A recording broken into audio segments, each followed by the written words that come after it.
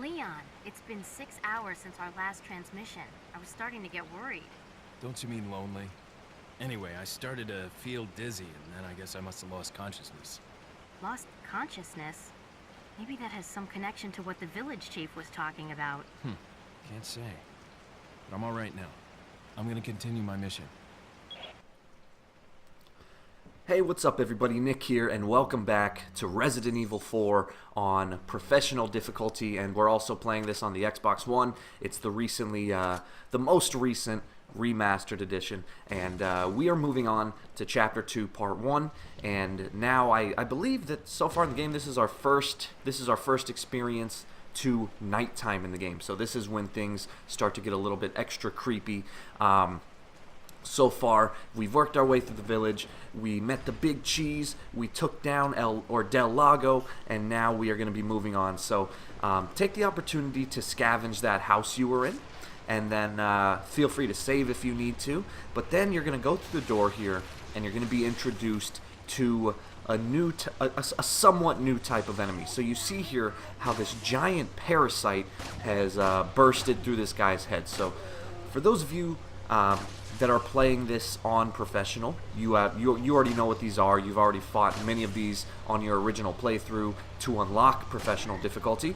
But for those of you who haven't yet been introduced to this game and you're watching this more for entertainment, this is kind of the parasite form of the Las Plagas. So remember, the thing that's making these villagers so aggressive and hostile is that they have a parasite within them called Las Plagas.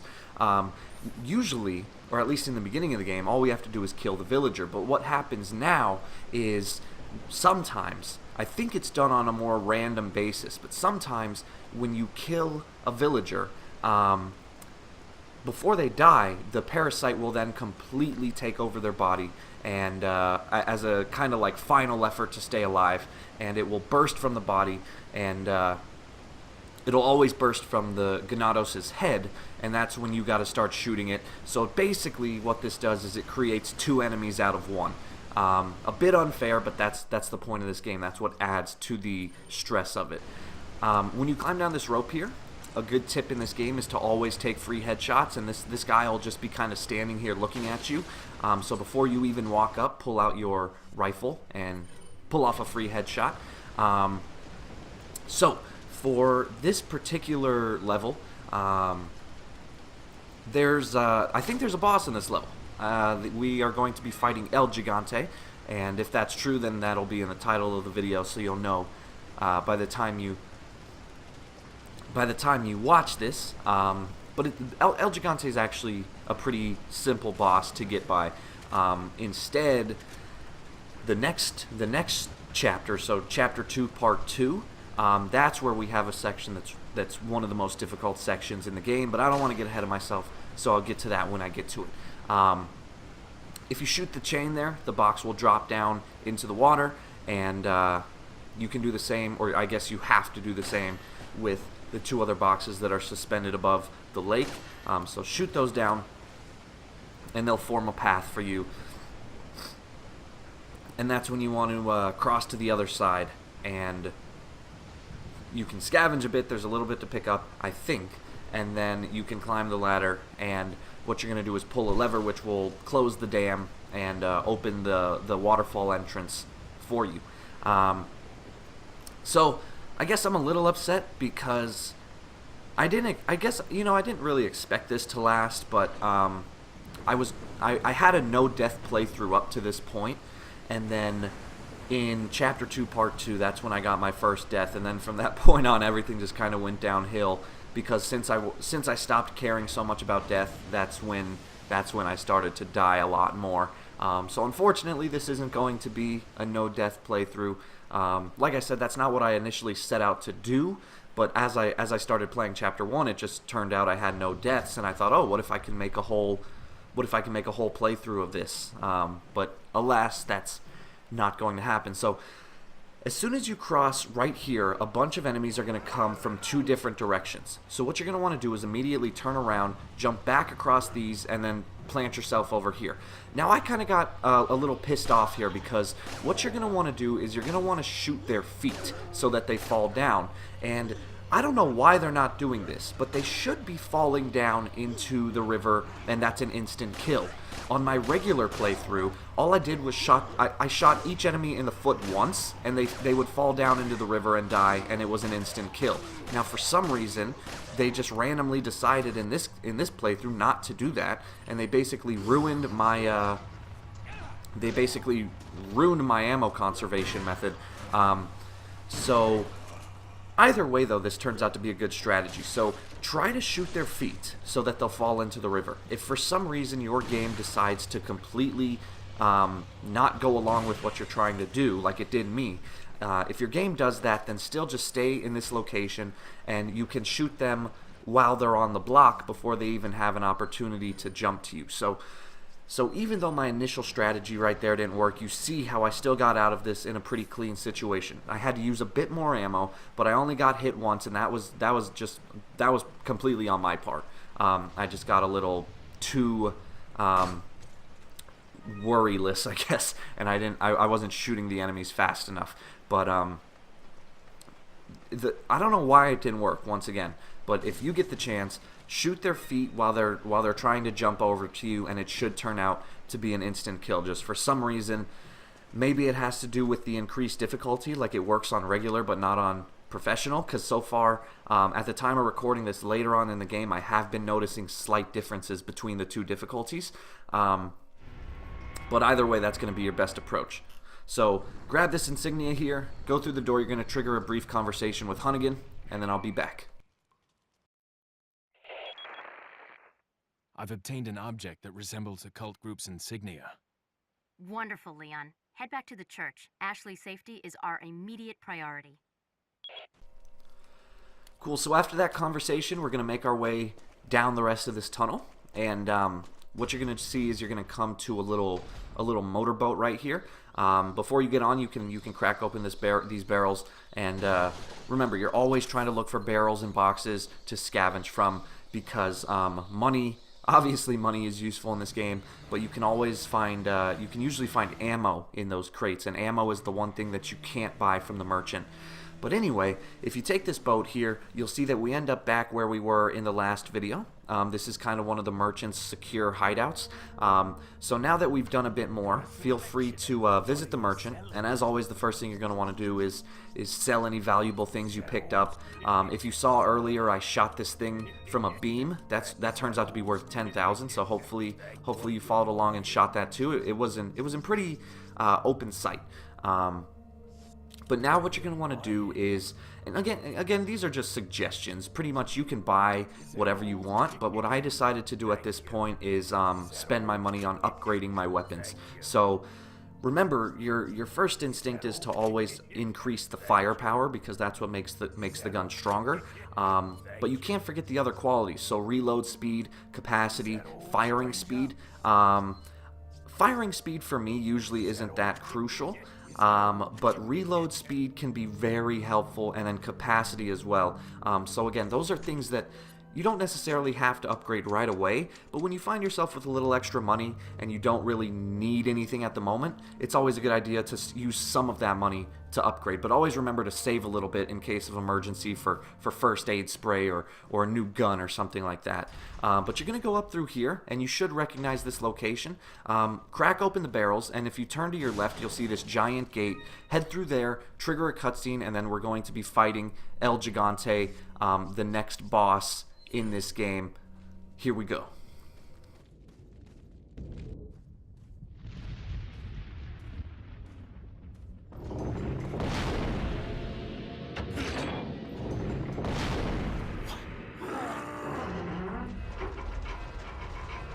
¡Rápido! ¡Rápido! ¡Rápido! ¡Larra! ¡Usa los músculos!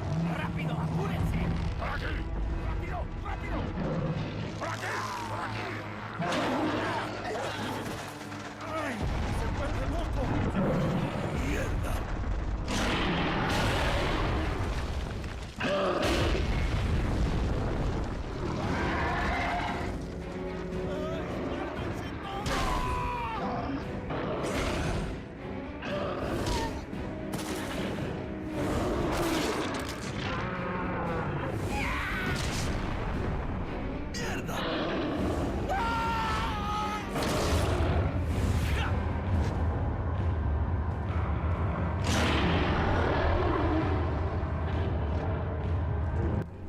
Alright, here we go, guys. El Gigante. So, my personal preference is to always use the TMP against this guy. That's because it's a good long-range weapon, it's a good close-range weapon, and it shoots incredibly fast, and it holds a lot of bullets. And you can typically find a lot of ammo for this gun. And also, if you took the time at the merchant to increase the firepower, that will help you. So right here, you'll have to do these little quick time buttons to dodge some of his attacks. I kind of panicked and I accidentally hit the pause button, but it's really no more than hitting either left trigger and right trigger or X and A to dodge it when he swings the tree at you. So just keep putting distance in between yourself, dodge those attacks, and then every opportunity you get, just start unloading on him. And eventually what will happen is the Las Plagas parasite will burst from his back, and you have to run up to him, climb on top, and then button mash in order to hack and slash away at this parasite. Now, as typical bosses demand, you have to do this 3 times. But check this out. Watch what's going to happen here. Remember back at the very beginning of the game when you came across that wolf that was stuck in a bear trap? And I told you, hey, save that wolf. This is why. I thought this was a really cool thing that the game developers added to the game. So, if you decided to save that wolf, he ends up coming back at this location to help you. And right now, he is distracting El Gigante. So what I did was I ran inside the house here. I picked up some ammo. I was actually looking for grenades, but I couldn't find any. But you can see how the dog is just running around distracting El Gigante. So now once the Gigante starts to go after the dog, I'm going to plant my position, and I'm just going to start unloading on him once again with the TMP. And just keep unloading, and it actually doesn't take that many bullets. You should be able to get it out of the way pretty quickly. He'll fall to his knees once again, hack and slash for the 2nd time, and now you're one step closer to beating the boss. And now, so if you don't have a lot of TMP ammo, if you're running out, another great way to take this guy down is the shotgun. If he's really far away from you, feel free to take the opportunity to put like a rifle shot into his face. But then again, grenades will also work as well. But for my recommendation, I'm going to say that for what's coming up in the next video, I would say try to save as many grenades as you possibly can. And you can see here, even when he gets close to you, you can actually run through his legs. So he ends up really not being that difficult at all. Finally, after you've unloaded enough bullets into him, jump up, hack and slash for the 3rd time to kill the Las Plagas parasite, and that will take down El Gigante for good. Now you got to be careful here. Maybe not at this specific location, but in the future, when you take out El Gigantes, they're going to fall like you see right here, and it's actually going to have you do a quick time event to dodge because he's falling on top of you. So you do a quick time event to roll out of the way so that you don't get hurt. And you just got to be careful of that here because you never know what's going to happen. And so now that he's dead, you'll get a hefty chunk of money from him. Run around. You should be able to pick up a red herb. I think there's also a yellow herb around here towards the back. Yeah, so on the back of this cart here, there's a yellow herb, which allows you to make the super herb combination. You can already see I have 1 stored up. Those are invaluable. What those do is they give you full health no matter how low you are, but they also will increase your total health capacity. So you see now that my total health bar is actually a bit higher than it was at the beginning of the game, and that's because I found like 3 or 4 yellow herbs so far. So granted, they raise your health really slowly, but they do raise your health, and by the time you get towards the end of the game, you should have a full health bar, which, I mean, you can imagine trying to get through this game without ever increasing your health. But from this point on, it's basically just backtracking, so you should remember this rickety old bridge right here along the mountainside, and we're making our way back to the church now that we have the key to get in. And this is where, real quick, I want to pose a question to you guys. Do you know, when I did my regular playthrough, I swear that at this location, on this rickety bridge, there was a part in the game where you fought a woman with the chainsaw. So usually the chainsaw enemies in this game are those big guys, but I remember there was a part where you fought a woman, and for some reason she never appeared during my playthrough, and I thought she was going to appear on Professional, but she never did, and I'm really confused on to whether or not they took her out.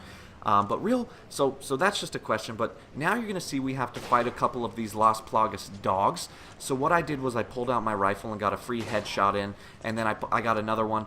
But once they get close to you, you're going to want to pull out either the shotgun or the TMP. Let them get close, and then you're just going to pop a shotgun shot into their face. At that close of a range, it'll do a lot of damage, and those dogs should die after 1 or 2 hits. Be careful, I got lucky here, but sometimes the Las Plagas will erupt from their back, and that makes it, once again, just like kind of 2 enemies in one. But you can see how I'm using the rifle here to my advantage. If the enemies don't immediately run at me, that's when I pull out the rifle and get a free headshot in. And then you can finish the job off, since there's only 1 dog here with either the pistol or the shotgun. But yeah, so take out all of the dogs, and then enter the church here. We're going to solve a quick puzzle, and then finally, lucky for us, we're going to come across the most annoying part of this game, which is our target, Ashley Graham. So Ashley is the president's daughter, the girl that we are here trying to save. But I got to tell you, she is just a completely useless character. She does nothing. She helps nobody. And all she does makes it harder on us, because later on in the game we're going to come to sections where we not only have to worry about protecting ourselves, but we have to worry about protecting her. And let's just say that my first death in the game was because of her. And so that was what kind of ruined my no death playthrough. And so yeah, you know, you just got to keep in mind, like, Resident Evil 4, as I said, is my favorite game of all time, but that doesn't mean I can't recognize the flaws in the game, and there are a lot of them. And the Ashley mechanic is probably the biggest one. So this is always a part in the game that I really dread getting to. I actually prefer the parts where I don't have to worry about Ashley following me around. It's funny because later on in the game, Ashley ends up getting recaptured a couple times, and those are the times you end up liking the most. But so here what we have to do is we have to turn these lights to match the center symbol. So you saw I turned the red one twice. I think I just turned the green one 3 times. And then I'm going to turn the blue one until it matches up with the pattern. This isn't a really tricky puzzle. You just got to notice some of the key shapes. And then once they look like they're going to combine to form that center emblem, that's when you can combine them and the puzzle will be over and you'll unlock the gate to get to Ashley. So a pretty simple puzzle there. It should take you no time at all to figure out. And yeah, so now for the slight time being, the game is going to go a bit downhill because now we have to worry about Ashley. But trigger this cutscene, and I'll see you afterwards.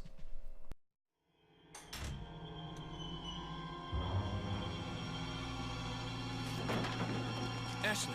Don't come! Hey! Take it easy. No! Get away! Calm down. Everything's going to be just fine. My name's Leon. I'm under the President's order to rescue you. What? My father? That's right. And I have to get you out of here. Now come with me.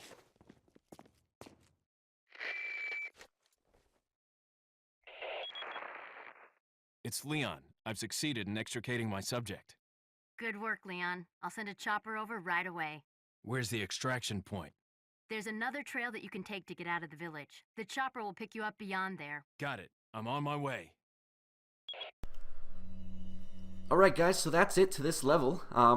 Take the time to read these mechanics on how to control Ashley and things like that.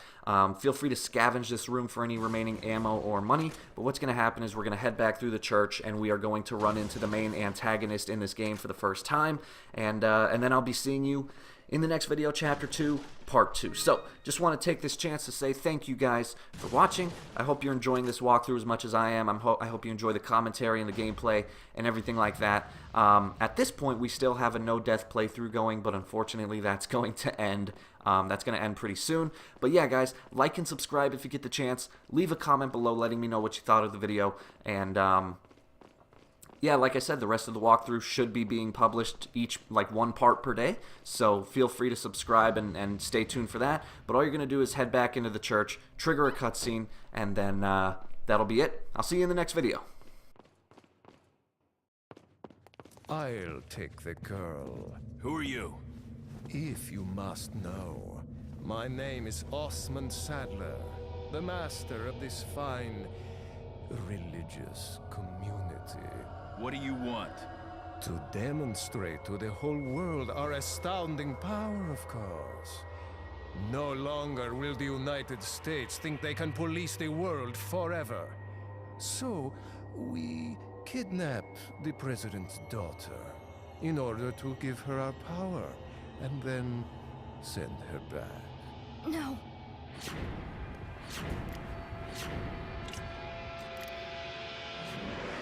Leon, I think they shot something in my neck.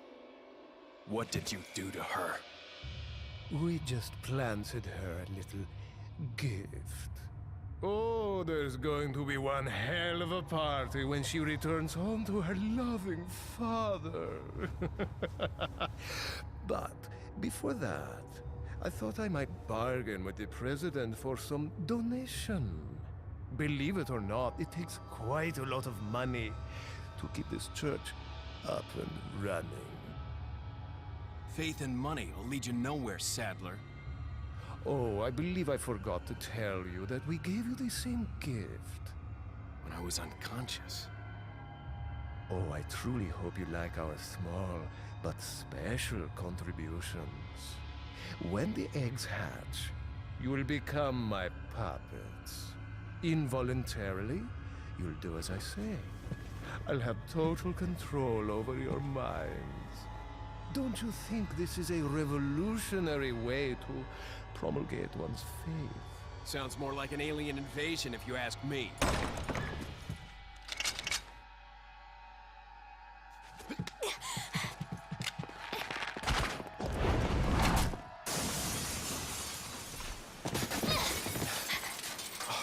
You okay?